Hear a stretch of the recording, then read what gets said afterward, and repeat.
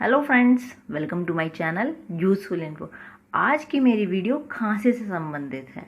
खांसी दो तरह की होती है, सूखी और कफ वाली। सूखी खांसी नहीं होती है और कठिनाई से थोड़ा सा थूक आता है, और कफ वाली तर वह ज़रा सा खांसने से ही कफ निकलता है। पुरानी खांसी में अक्सर कफ होता है। आप इस वीडियो को बिना स्किप करे पूरे देखें, जिससे आपको सही जानकारी मिल सके।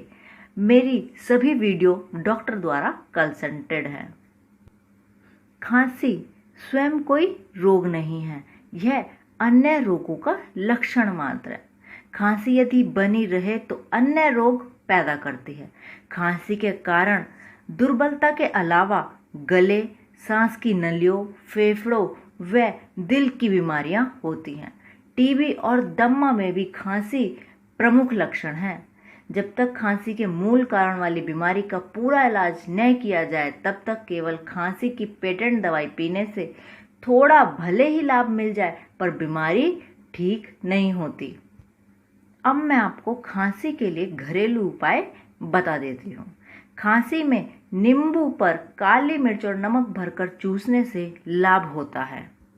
खांसी होने पर गर्मी में ठंडे पानी के साथ और सर्दी में गर्म पानी से संतरे का रस पीने से लाभ होता है।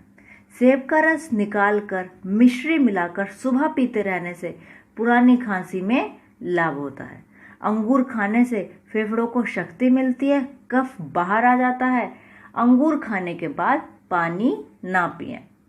पिसा हुआ आंवला 1 चम्मच शहद में मिलाकर 2 बार खाएं।